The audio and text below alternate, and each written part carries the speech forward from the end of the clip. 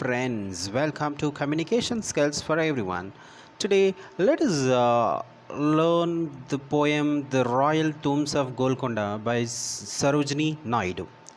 So, the poem The Royal Tombs of Golconda is one of the important in employing imagery, rhyme, and diction among Sarojini Naidu's poems. So one day, the poetess here visits this Qutub Shahi tombs in Hyderabad, right, which is situated near Golconda. She sings the glory of the place by imagining herself stepped into the past. She visualizes, imagines everything for the reader or listener, right? If you are reading it, a reader, otherwise listener, as she were present there, right? She were present at the time. So the poem is noted for its symmetry, right? Symmetry, the symmetry, what is symmetry here? The equality of all parts in a structure. When we move to that Golconda tombs, you can find the equality of all parts in the structure is symmetry, right? This is generally we find in mathematics. She composed the poem in three stanzas, right? Three stanzas, each stanza having 8 lines. So we have here 3 8 8 8, so that altogether we will get 24 lines. So that's what here it says, three stanzas. So each stanza having 8 lines, right? There's 4 lines, one stanza. When we combine the 8 lines, that is one stanza, treated as one stanza, which deals with one particular idea, right? So here the first stanza is about the place, right? It talks about the place, right here, that tombs. The second is about the rulers, right? When we look at this, then, right, rulers, so who rules and all that. The third one is about their beautiful women, about their beautiful women. So all three stanzas talks about three different ideas. So here the poetess also taken, right, this rhyme scheme, right? When we say that rhyme scheme, like a b c d in this poem, right? This is what, let us look at the first three stanzas. Let us focus on first 8 lines. Otherwise, this is about the place. In the beginning, we talked about first stanza talks about the place. So let us see.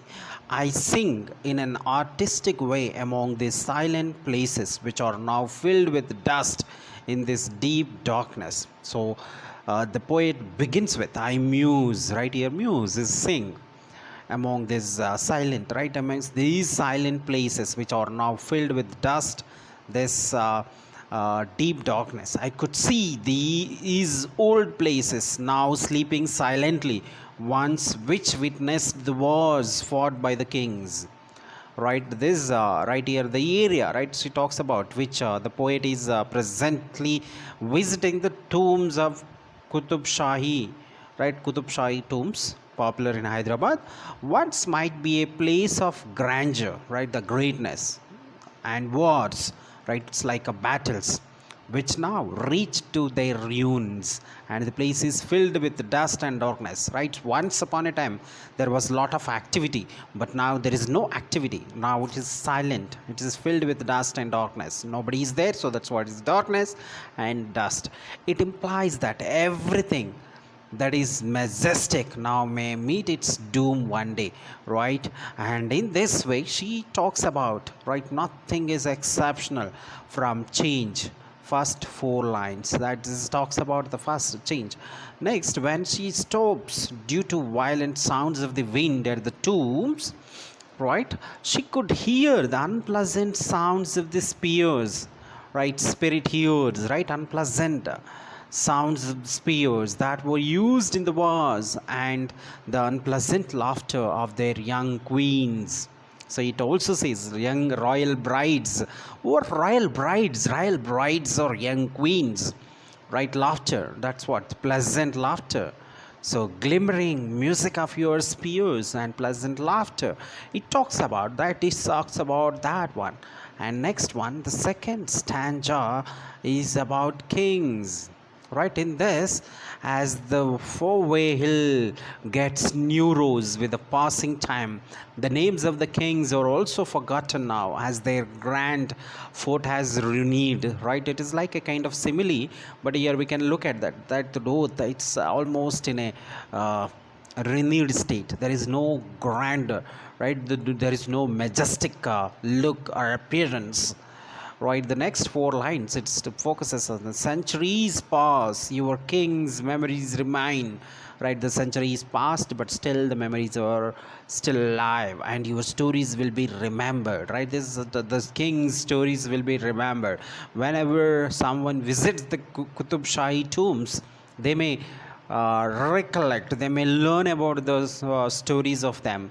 So that's what it is also reflected in this 8 lines. And the next last 8 lines, oh queens, right? This says, it begins with, oh queens, your flower like bodies now reach to their tombs as the fate decided, right? It says that when they are alive, right? It's like beautiful bodies, now they are in tombs, right? They reached in tombs, because death is unavoidable, the beauty is remembered forever, right? Everyone has to die, a day earlier, a day later, but everyone has, it is unavoidable. That's what it says, it is unavoidable. And the beauty may be remembered, right? Somebody is beautiful, that beauty is remembered and beauty is praised, but death is unavoidable. So no one can avoid it. So every new year in the spring season, right, the last four lines it talks, each newborn year the bulbul sing, right? It says that, right here, spring season, bulbul birds sing your queen's eternal lover stories, right? The birds also sing like eternal lover stories and beauty which resound all over the pomegranate grooves, right? Pomegranate grooves that we can find there, pomegranate grooves, right? Which are resounded, maybe which is a kind of a sound which make people love it. And the conclusion, we can say that the poem also here depicts the past glory of Qutub Shahi and its present ruins, right? How it was once and now. It's a kind of a comparison, right? When we compare things, at that time it was a majestic and greatness, but now it is in a very pathetic, otherwise we can say in a renewed state. Everything that was might in the past will reach to its end as time passes, right? Everyone, right? Everyone. So here we can talk about, right? We have to pass, time passes and we change. So this change is the permanent. That's what here, change and death are inevitable. So whether you like it or not, but you have to accept the change, you have to accept the death, but the beauty and glory associated will be remembered forever, right? The beauty and glory associated, right? Maybe your beauty and glory, maybe they be remembered and forever, and that is in memory, but they are also not permanent. That is also part of it.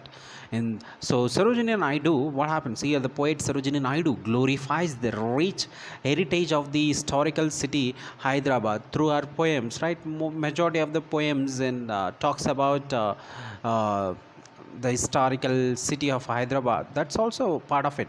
So that is very popular. This yeah, thank you for watching. Subscribe. Communication skills for everyone. For